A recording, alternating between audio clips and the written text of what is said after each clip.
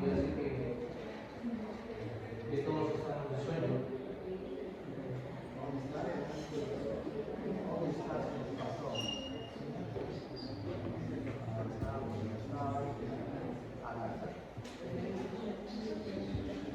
Entonces, vamos a hablar sobre traumas obstétricos, ¿ya? Entonces, también igual vamos a hablar. Trauma obstétrico, lógicamente, su propio nombre lo dice, ¿no? Todo lo que va a producir complicación en el feto. Entonces, ¿cuáles son los factores de riesgo para tener un bebé con trauma obstétrico? Macrosomía fetal por arriba de 4 kilos. El peso normal de un fetillo en Latinoamérica es 2,5 kilos a 3,999 kilos. Ese es en Latinoamérica. Pasando a Europa, ¿no? El peso o macrosomía es a partir de 4,5 kilos. ¿Ya? Entonces, basado en ese contexto, ¿por qué pasamos y ya son macrosómicos 4,5 kilos y acá que son más gorditos, comen bastante pollo, chancho, comen 4 kilos normal, los como no 4,5 como los de allá? ¿Por qué? Porque son más altas. Una mujer reconoce que chas. Sí, justamente, son más altas, ¿no? Las mujeres allá en otro país, la más chatita también 1,70 m, ¿no? Y ustedes, su promedio 1,40 m, a 1,60 m. Entonces, si es más alta, la piel debe ser mucho mejor y lógicamente, por consiguiente, puede tener petitos de 4,5 kilos y no va a pasar nada, ¿no? No es lo mismo una mujer alta que una mujer baja. Ahora, pero lógicamente la evaluación de la pelvis es relativo, porque hay chatas con buena pelvis, ¿no? Salen los bebitos hasta de 4,7 kilos, ¿no? 4,700 y está normal. Pero, para no salirnos de lo normal, es que hay que reconocer que los fetos son tan normales en Latinoamérica y donde estamos es 2,5 kilos a 3,999 kilos. Entonces, un factor de riesgo para yo tener un feto macrosómico es un factor de riesgo para tener un trauma fetal. ¿Y cómo reconozco un feto macrosómico? ¿Quién me dice? La altura uterina, ¿cuánto debe ser? 28 a 35. 28 a 35. ¿Más de cuánto punta más?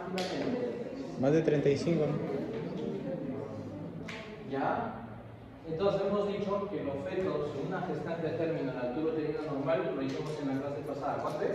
28 a 35. 28 a 35. Todo lo que se sale de eso es patológico, ¿no es cierto? Si tiene 36, yo estoy pensando que puede ser macrosómico, que puede ser polidrámico, que puede ser lamelar, que puede ser mioma, que puede ser ¿ya? Entonces tengo que entender que un feto macrosómico por la altura uterina número 1, no que se sale es percentil de crecimiento y lógicamente está fuera del pelvis, ¿no? Cuando hago la evaluación clínica, ¿y qué me lleva a tener un feto macrosómico? Diabetes. Diabetes gestacional número 1. Otra cosa que me puede llevar, el IMS de la madre también está relacionado con fetos macrosómicos, ¿no? Entonces ahí está la obesidad materna, ¿no? Es un factor también de riesgo no solamente para macrosómicos, sino para los traumas obstétricos, las presentaciones fetales binarias, entre otras, y el parto vaginal instrumentado. Bueno, en el Perú se comenzaron a sacar los forceps, los valses, las paletas y todo porque teníamos un problema con un montón de traumas fetales, ¿no? Pero ya saben que la principal causa que nosotros tenemos es justamente eso. Entonces nosotros hicimos una revisión, ¿no? En el New England, donde se da la publicación de las principales complicaciones que se presentan en los pacientes con nacidos de parto espontáneo, con al vacío, con aspiración, el otro es con forceps, o cesárea sin parto y cesárea con trabajo de parto, ¿no? Entonces, cesáreas sin parto son todas las cesáreas programadas, ¿ya? Y las que están en trabajo de parto son las que lógicamente son de emergencia, ¿no? En trabajo de parto hay que entrarle porque ya está gordo, está macrosómico, está con sin dilatación. Entonces, si vemos eso, ¿cuál es el principal problema? Ventilación mecánica. ¿verdad? Es el principal problema que tenemos en todos. ¿Cuál es el otro problema? Dificultad para la alimentarse, ¿ya? Y después, ¿qué más sigue? Lesiones del plexo braquial, ¿sí? ¿Sí han visto lesiones del plexo braquial? ¿Los bebitos? No. ¿Se llama también, qué nombre recibe? El Duchenne, ¿cierto? La mano como del mendigo, dicen, ¿no? Entonces, ¿qué más tenemos? Lesiones del nervio facial, ¿no? Tenemos convulsiones en el fetito, ¿no? Y hemorragias intra o subdurales cerebrales en un porcentaje menor, ¿sí? Entonces, todas esas son las complicaciones descritas, no solamente para los nacimientos, sino en todos, miren, en todos ellos están considerados cierto grado de patología, ¿ya? Entonces hay que tener mucho cuidado con estos pacientitos que podrían tener eso. Entonces, cuando hablamos de lesiones neonatales, nos referimos a las lesiones extracraneales, como el caput sucedáneo, cefalomatomas, hemorragias, ¿no? Subgaleal, ¿no? Tenemos la fractura de clavícula, que es la más frecuente. Cuando hablamos de fractura de clavícula más frecuente, ¿no? Les cuento de manera de personal, ¿no? Yo era el médico de sala de partos, ¿no? Y la obstetra atiende un partito y la fractura la clavícula. La mamá se amarga, se asusta y denuncia a todos, denuncia a mí, que no tiene nada que ver, pero me denunció por ser el jefe. La denuncia a la obstetra y la obstetra lo primero que va es hacer su berrinche, ¿no? Pero el tema está que la fractura de clavícula, ¿cuál es el tratamiento? ¿Vendaje? No. ¿Cuál es el tratamiento? No hay tratamiento. La fractura de clavícula cura solo. Al mes ya se soldó. O sea, no sé por qué te denuncian, porque hasta que empiece el juicio, hasta que termine, ese vito está sano. Pero es diferente en las lesiones de Duchenne. Es diferente en otro tipo de fracturas, ¿verdad? Entonces la fractura de clavícula no hay problema. Y es más, de repente lo van a hacer, y yo lo he hecho. Feto macrosómico, el bebito no sale, rompe la clavícula. ¿Y cómo se rompe? Metes tu dedito, presionas nada más y se rompe rapidito. Así que, ¿por qué? Porque necesitas que el hombro se ajuste, ¿no? Que no hay otra forma. ¿Cómo lo vas a sacar? Si no se te muere. ¿Ya? Pero eso lógicamente es en un lugar donde no hay sala de operaciones, donde estás lejos y tienes que salvar la vida del bebé. ¿Ya? Tenemos lesiones de tejido blando, como son las petequias, los moretones, la necrosis de las grasas subcutáneas. Tenemos las hemorragias intracraneanas, que son poco comunes, pero igual nosotros tenemos que conocerlas, ¿no? Son hemorragias intraventriculares, subdurales, subaracnoideas, que se pueden presentar, pero eso más que todo está relacionado a la característica o a la instrumentación del parto que a veces se usa. ¿Sí? Tenemos lesiones neurológicas, una de ellas es la lesión de preso braquial, ¿no? Y también llamada Duchenne, lesión del nervio frénico, ¿no? C3, C4, C5, que no permiten la movilización del fetito. Las lesiones abdominales como las hemorragias subcapsulares, lesiones del hígado, ¿no? Entonces ahí ven una característica, ¿no? De la radiografía, ¿no? Porque la radiografía del huesito, ¿no? Esto está, dice el abogado, acá está su fractura, siempre está su fractura. Pero vamos a tomarle otra ahorita, ¿no? Vas a ver que ya no está. Así que no se asusten, ¿no? Que no los quieran asustar también con una fractura. Vamos ahí solamente para que conozcan las lesiones neonatales, ¿no?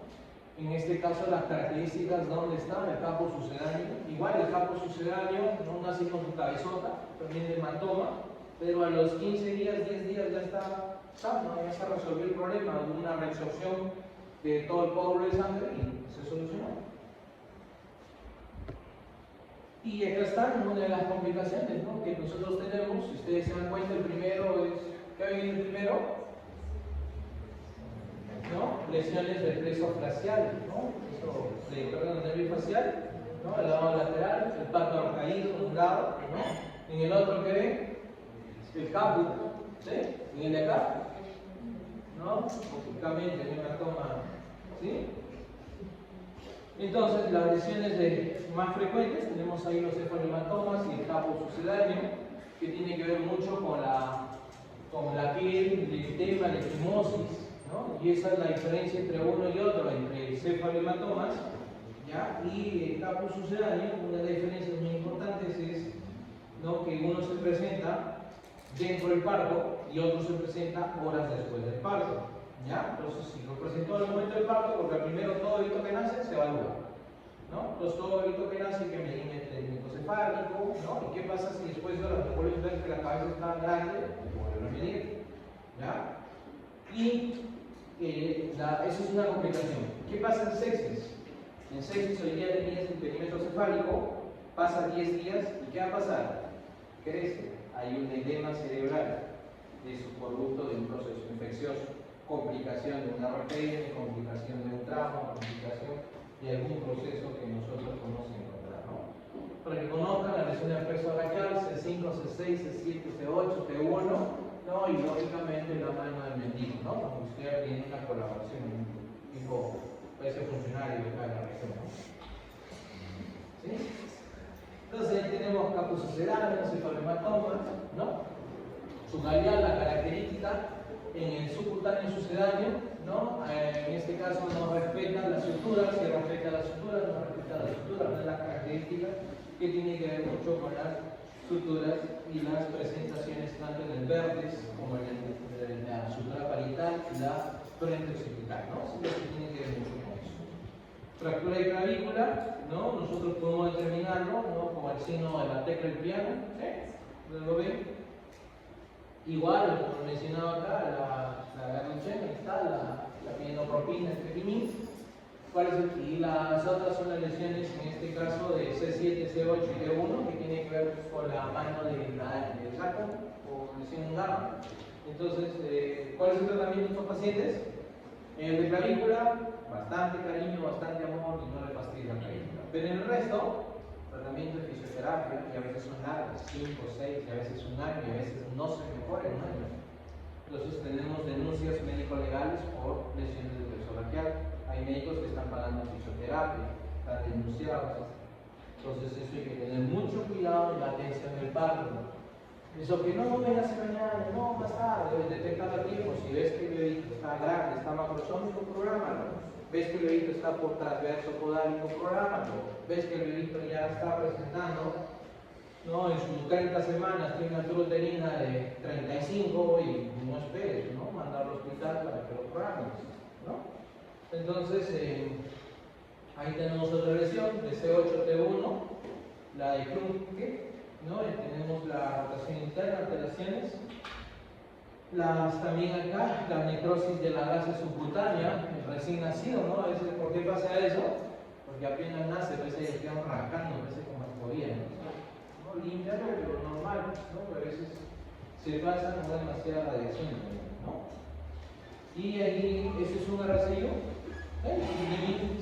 su hermanito sí salió normal, su hermanito sí grande, 3,5 kilos, y este pequeñito pesa 2 kilos, ¿no? Es una transfusión feto-fetal, uno hizo restricción de crecimiento y el otro no. Pero igual, los dos están excelentes, este le gana al otro, está más gordo, más alto. Muy bien, preguntas muchachos.